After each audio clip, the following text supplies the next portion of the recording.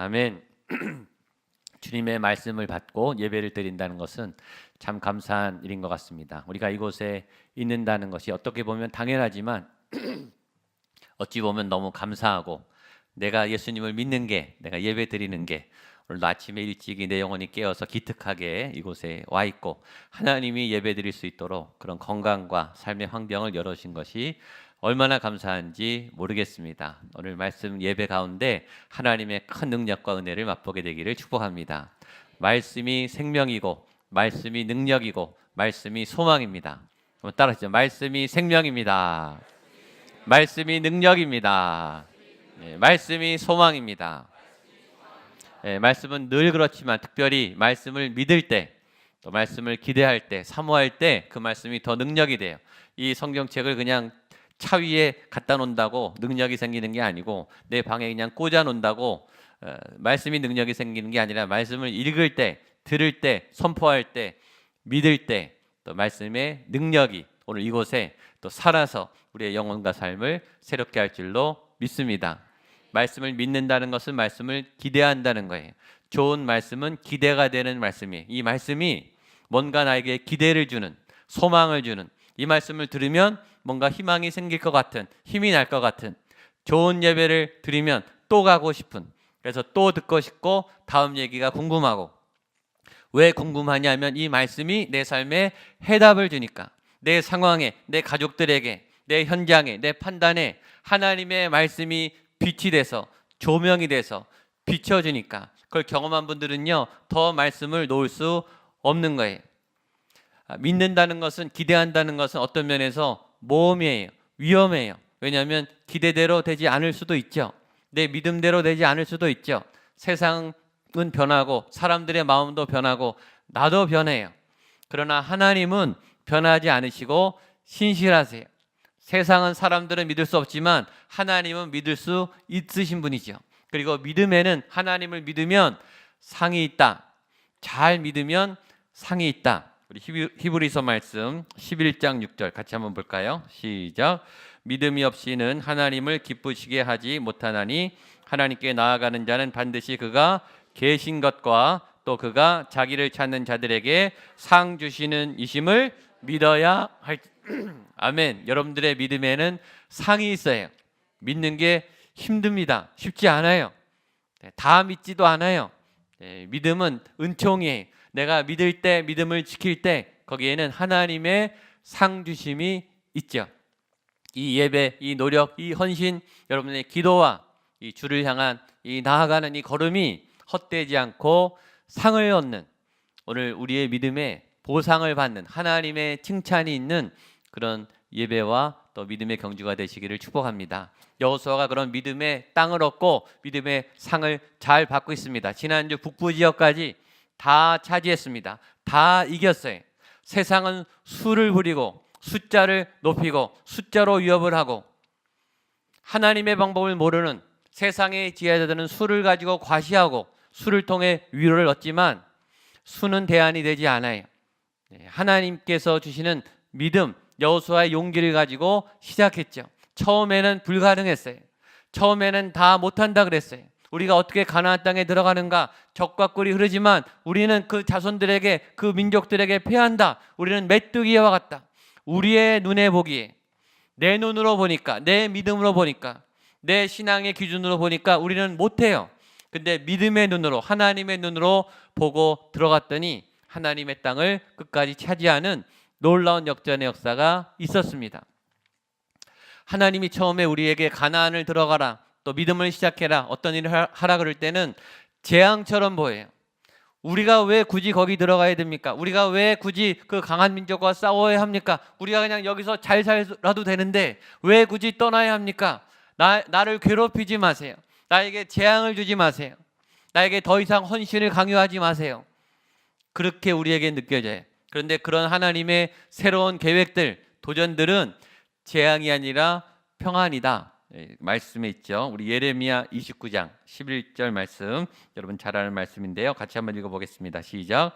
여호와의 말씀이니라. 너희를 향한 나의 생각을 내가 아나니 재앙이 아니니라. 너희에게 분명 있죠. 평안이요 재앙이 아니라. 한번 따라해. 재앙이 아니라 평안이요. 예, 재앙이 아니라 평안이요. 예, 아멘. 미래와 소망을 주는 것이다. 재앙처럼 느낀다는 거예요.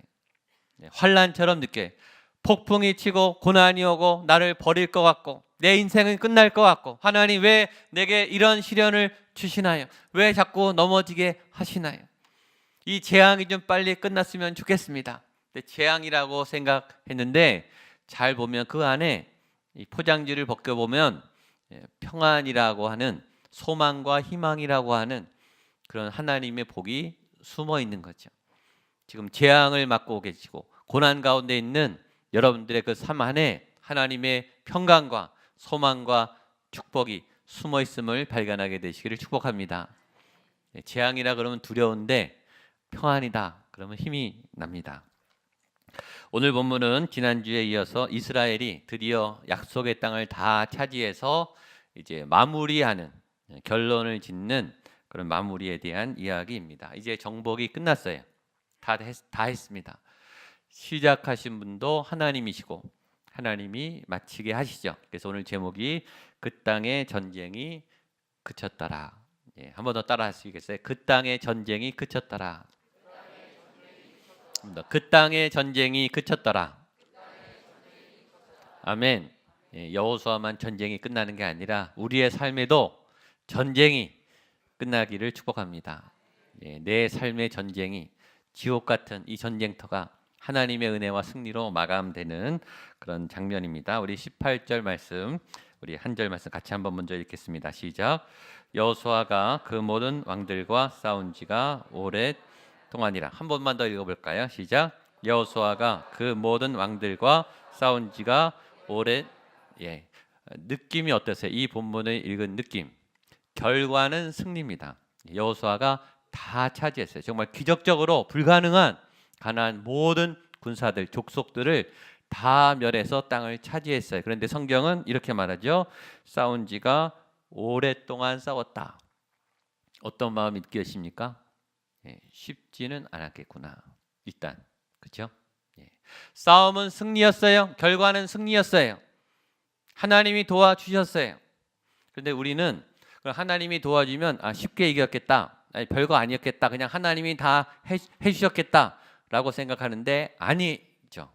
그 싸움이 굉장히 오래 걸렸다라는 말이고 그 전쟁은 쉽지 않았다라는 말이겠죠. 힘든 싸움이었다라는 메시지가 그 안에 숨어 있는 거죠. 전쟁은 쉽지 않았고 하나님의 승리를 주셔도 하나님의 지혜를 주셔도 그 싸움은 오래 갔고 그리고 굉장히 고통이 있었던 전쟁이었다라고 마무리를 하는 겁니다. 싸움은 힘들죠. 싸움과 갈등처럼 힘든 게 없어요. 안 싸우면 좋겠어요. 그러나 우리의 삶의 현장은 갈등이 가득하죠. 가족끼리 자그마한 다툼을 해도 굉장히 마음이 힘들죠. 조금 심하게 충돌하면 밥이 안 넘어가고 잠도 잘 안 오죠.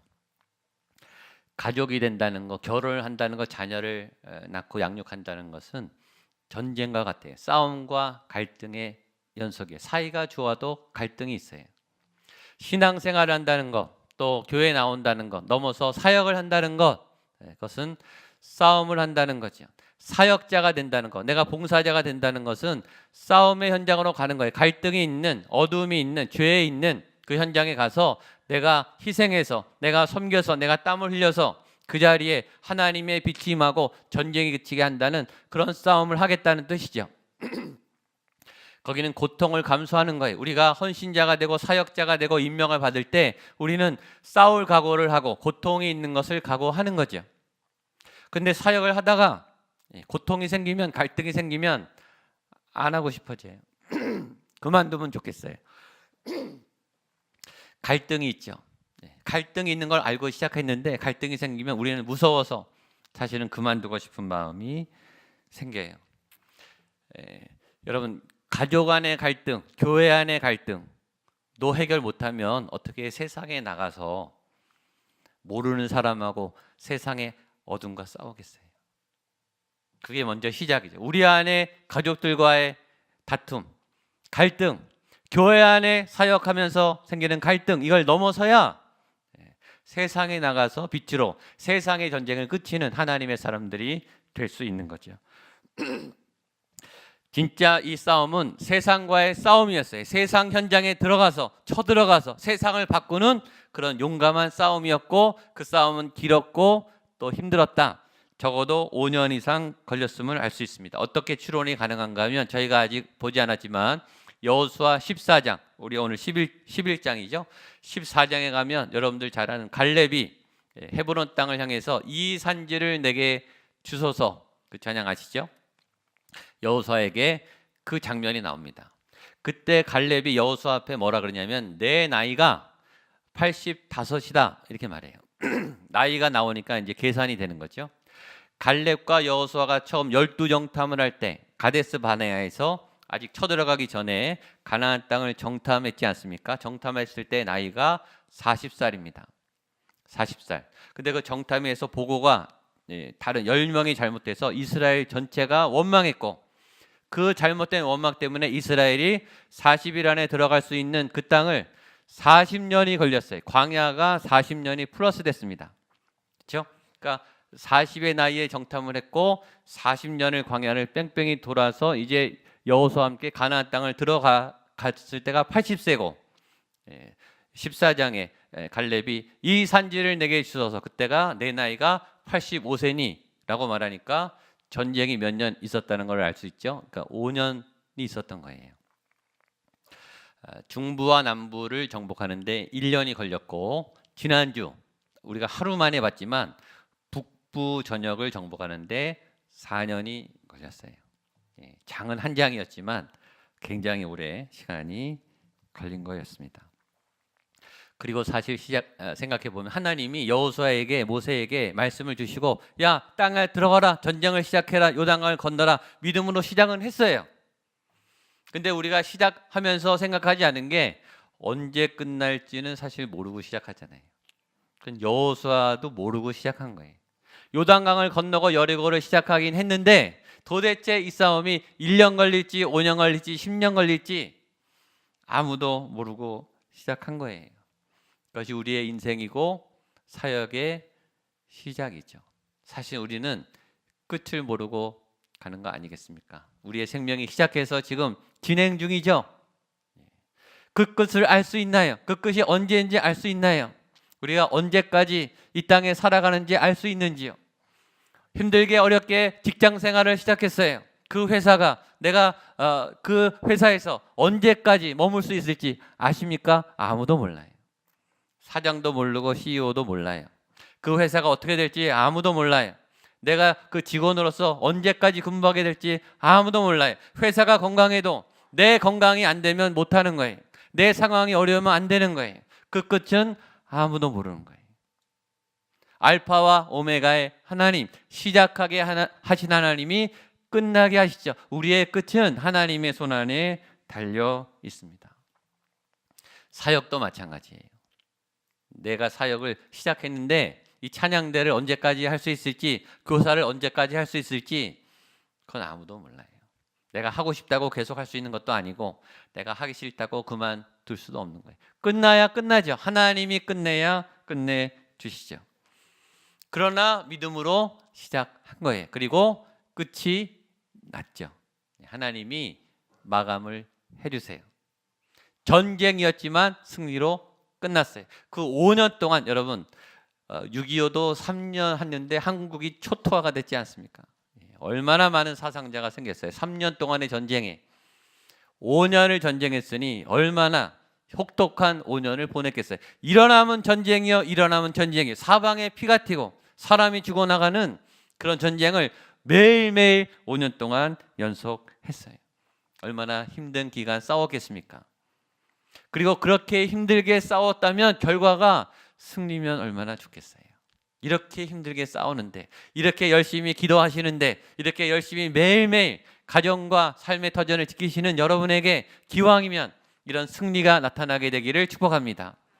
승리하기 시작하면 자꾸 이기게 되고, 이기면 기분이 좋아지고, 그럼 싸울 힘이 나고 또 승리의 전문가가 되고 계속 이길 수 있음을 우리 길갈의 영성을 통해서 배웠어요. 여러분들의 전쟁이, 여러분들의 삶의 전쟁이, 영적 전쟁이 그런 승리가 가득하게 되기를 축복합니다. 특별히 전쟁은 목숨을 걸고 싸우는 거죠. 나는 목숨까지는 안 걸고 싶어. 그런 전쟁이 어딨나요? 살려면 내가 싸워야 되는데.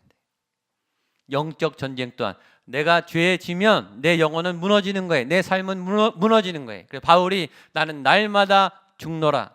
날마다 생명을 걸고 믿음을 지키는 영적 싸움을 했습니다. 죽기를 각오했어요. 이 역설이죠. 죽음을 각오할 때 살아요. 죽으면 살죠. 우리는 이미 세례를 받았고 우리의 생명을 이 땅에 묻었고 땅의 생명을 다 죽였어요. 그리고 날마다 그것을 확인하면서 살아가는 거죠. 그래서 기독교가 제일 강한 거예요. 그래서 기독교는 세상을 버릴 수 있는 거죠. 이미 죽었는데 뭐가 아쉽습니까? 기독교의 힘은 십자가에서 나오는 거예요. 사단이 죽여봤자 죽음이죠. 잘하는 게 죽이는 거예요. 그러나 우리는 죽음을 각오했고 죽었고 날마다 죽고 죽어도 살고 그것이 십자가, 부활, 고난주간, 부활주간 우리에게 주는 승리의 소식이죠. 주님이 그 죽음을 향해 질주하셨어요. 죽음을 향해 그냥 곤두박질 치셨어요. 그리고 죽으셨어요. 그리고 사셨죠. 죽기까지는 괴롭힐 수 있겠지만 그 다음에는 얻지 못해요. 죽은 다음에 살아나는, 사단이 꼼짝 못하는 죽음을 각오한 사람, 죽기로 다짐하는 사람, 매일매일 죽는 사람, 매일매일 모든 것을 내려놓는 사람, 제일 무섭습니다. 거칠 게 없잖아요. 우리의 믿음의 힘은 거기서 나오는 거예요. 여러분 많이 가질수록 약해져요. 아깝거든요. 그러니까 포기할 때, 내려놓을 때, 비울 때 힘이 나요. 그것이 기독교 십자가의 역설이죠. 자, 이 5년 동안에 이 이스라엘 사람들 역시 그런 삶을 사는 거예요. 요단강을 건너고 있습니다. 여러분 다 그 시간에 처음 요단강을 건너요. 건너고 있는데 중간에 물이 들어오면 어떻게 됩니까? 다 죽는 겁니다. 어떤 데이터나 정보도 없어요. 그냥 하나님이 건너게 한다라는 말 한마디 듣고 그냥 처음 갈라진 요단강을 가는 거예요. 중간에 다치면 다 죽습니다. 그건 모험이에요. 여리고성을 말없이 13바퀴를 돌았어요. 돌고 있는데 침략하면 어떻게 해요? 상황은 누구라도 장담을 못하거든요. 그 많은 북부의 연합 세력과 남부의 연합 세력, 어마어마한 군대, 바다의 모래 같은 군대, 이 객관적으로 병력이 차이가 어마어마한 그 싸움을 시작한 거예요. 그건 죽기를 각오한 거죠. 목숨을 건 거예요. 그냥 이렇게 재미로 심심해서 한번 도전 삼아 한 게 아니라 목숨을 걸은 거예요. 하나님이 보호해 주실 거다. 하나님을 향한 그 결정에 우리의 생명을 걸고 가는 거예요. 그러나 이 사람들은 믿었어요. 끝을 믿었어요. 끝은 승리가 있다. 죽을 것 같이 힘들지만 내가 무너질 것처럼 우리의 힘으로는 불가능하지만 하나님은 나에게 승리를 주신다. 그런 사람이 포기하지 않고 끝까지 가는 거예요. 반대로 누가 절망할까요? 누가 끝에 승리를 얻을 수 없을까요? 그 끝이 패배라는 걸 아는 분들은 포기해요. 안 갑니다. 안 될 거라고 믿는데 어떻게 가겠어요? 그런 사람이 절망하고 그런 사람이 포기하는 거죠. 저와 여러분의 끝은 지금은 어떨지 몰라도, 지금은 고난 중에 있을지라도, 지금은 무명일지라도, 지금은 초라할지라도 우리의 끝에 마지막 자리는 승리일 줄로 믿습니다. 그게 소망이죠. 그 소망의 하나님을 붙잡고 가게 되기를 축복합니다. 자, 두 번째 오늘 중요한 메시지가 19절에 있습니다. 19절로 22절까지 같이 한번 읽어보겠습니다. 시작. 기브온 주민 히위 족속 외에는 이스라엘 자손과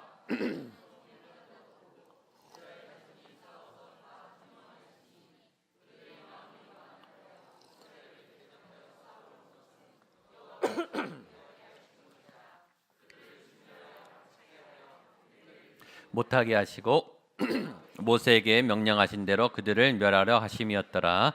그때 여호수아가 가서 산지와 헤브론과 드빌과 아담과 유다 온 산지와 이스라엘의 온 산지에서 아낙 사람들을 멸절하고 그가 또 그들의 성읍을 진멸하여 바쳤으므로 이스라엘 자손의 땅에는 아낙 사람들이 하나도 남지 아니하였고 가사와 가드와 아스도데만 남았더라.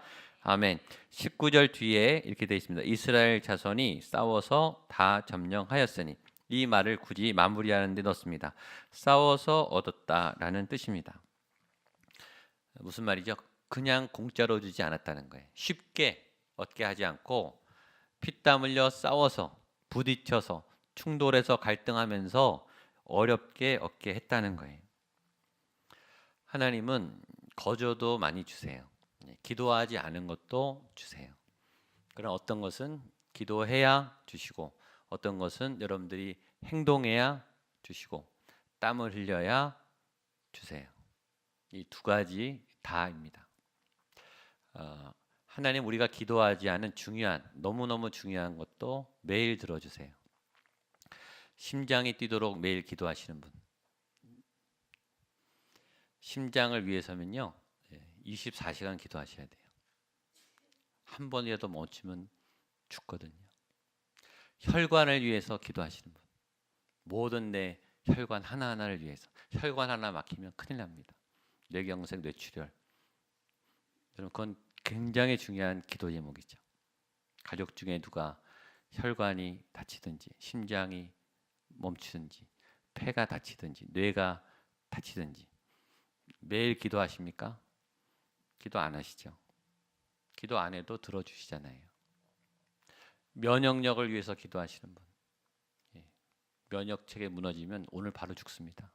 바이러스가 얼마나 많은데. 하나님은 우리가 기도하지 않은 너무너무 중요한, 너무너무 급박한 그런 기도 제목도 들어주시는 분이세요. 지금 우리가 여기서 예배할 수 있는 이 상황 속에 우리가 모르는 여러 이 위험과 사고의 조합이 얼마나 많은지 아시죠? 여러 상황들이, 이 예배를 드릴 수 있는 이 상황에 하나님이 지금 뭔가를 하고 계시죠. 그렇지 않으면 우리가 이렇게 평안히 예배를 드릴 수가 없어요.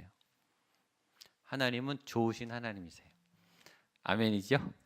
정말 좋으신 분이세요. 우리가 여러분 다 기도하지 않아도 우리 자녀들을 보호해 주시고, 우리의 회사가 그래도 괜찮게 지내고 있고, 우리의 몸이 망가지지 않고, 그런 여러 하나님의 도우심이 있지만, 그러나 어떤 부분은 우리가 해야 이루어지세요. 우리의 몫을 해야 들어주신다고요. 하나님이 아브라함에게 너는 갈대 우리를 떠나 내가 지시한 가나안 땅에 가라, 하나님이 하게 하신 거예요. 아브라함은요 그냥 잘 살고 있었어요. 갈대아 우르에서, 바벨론에서 친척 그 집도 부자였어요. 넉넉했어요. 노년, 나이도 많았어요. 잘 살던 노인을 굳이 전혀 낯선 나라에 이사를 시켜서 내가 너에게 복을 주고 너를 민족을 창대하게 하겠다. 갔으면 거기 다 마련돼 있어야 될 거 아니에요, 그렇죠?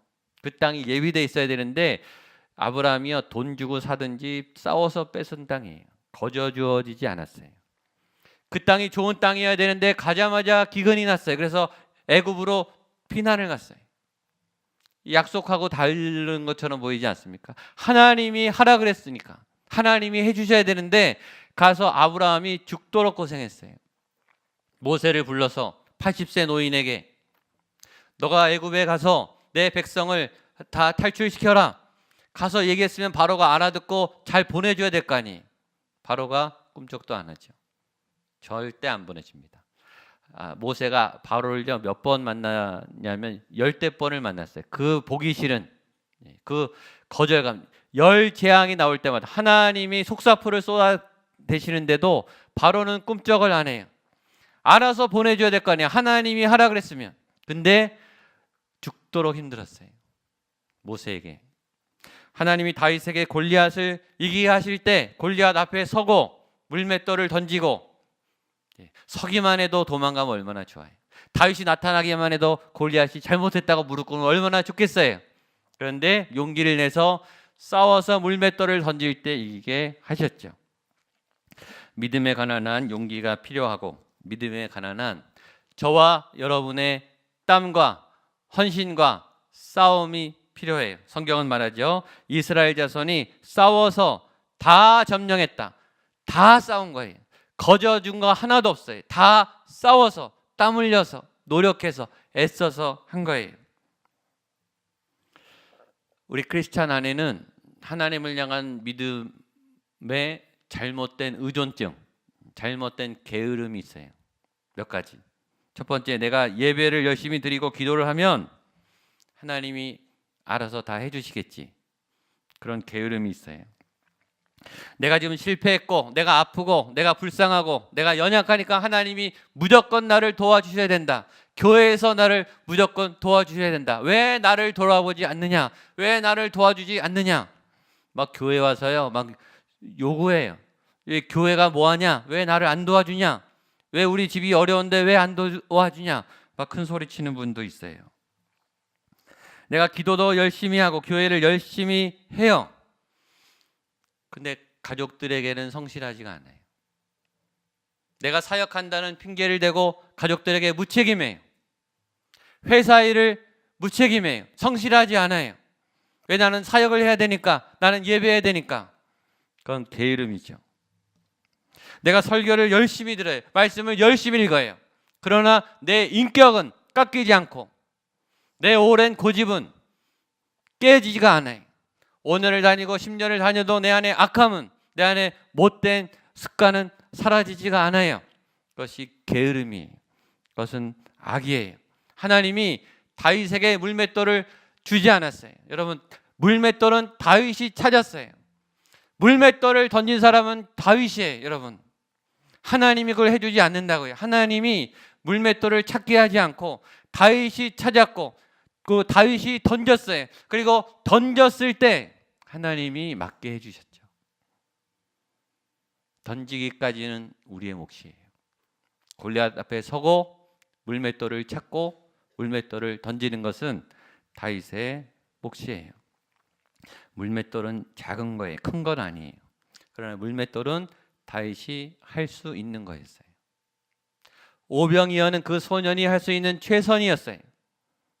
오병이어를 드리지 않으면 기적은 없죠. 물맷돌을 던지지 않으면 골리앗은 안 무너져요. 그 땅에 쳐들어가지 않으면 그 땅은 주어지지 않아요. 바벨론이 뺏어서 갖다 주겠습니까? 애굽이 뺏어서 니네 땅 가져라라고 주겠냐고요. 그럴 사람은 없어요. 여러분, 여러분의 문제를, 여러분들의 고민을, 여러분들의 믿음의 문제를, 죄의 문제를 누가 해결해 줄 수 있어요? 자녀들의 공부를 학원은 데려다 주고 등록금은 대줄 수 있죠. 공부는 자기가 하는 거예요. 식당에 데려가서 음식을 시켜주고 돈을 내줄 수는 있지만 밥은 자기가 씹어 먹어서 소화시켜야 되는 거죠. 믿음에 우리의 몫이 있는 거예요. 다른 사람의 간증, 다른 사람들의 하나님에 대한 이야기 다 좋지만 내 간증이 있어야 돼요. 내 믿음의 고백, 내 죄가 꼬꾸라지는 나의 회개 경험, 내가 만난 좋으신 하나님에 대한 체험, 내 간증, 지난주에 경험한 내 간증, 삶의 치열한 현장에서 나의 방패가 되신 하나님에 대한 나의 찬송, 그게 내 신앙인 거죠. 다 싸워서 차지하게 하셨습니다. 마지막, 그래서 그 땅에 전쟁이 그쳤습니다. 23절 시작. 이와 같이 여호수아가 여호와께서 모세에게 말씀하신 대로 그 온 땅을 점령하여 이스라엘 지파의 구분에 따라 기업으로 주매 그 땅의 전쟁이 그쳤더라. 아멘. 한번 따라하죠. 그 땅의 전쟁이 그쳤더라. 그 땅에 전쟁이 그쳤더라. 한 번 더. 내 삶에 전쟁이 그쳤더라. 아멘. 오늘의 핵심 메시지입니다. 전쟁에 이기면 일단 땅을 주어지게 되고요. 여러 전리품과 보상이 주어져요. 여러분들의 이 힘든 싸움, 매일매일 얼마나 고생이 많으시고 힘드세요. 거기에는 하나님의 땅, 보상이 주어진 줄로 믿습니다. 그리고 보상은 여러분 것만이 아니라 여러분들의 자녀들에게 대대로 대물림이 돼요. 이 복이 흘러가요. 복이 더 풍성해져요.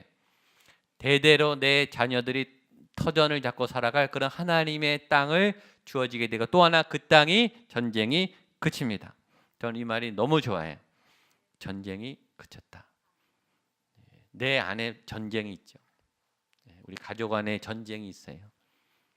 내 삶 안에 전쟁이 너무 심해요. 너무 힘들어요. 너무 괴로워요. 근데 그 전쟁이 그쳤다는 거예요. 이 가나안 땅은 정욕이 지배하는 땅, 힘이 지배하는 땅, 난잡한 땅, 더러운 땅, 약한 자가, 힘든 자가 살 수 없는 땅이에요.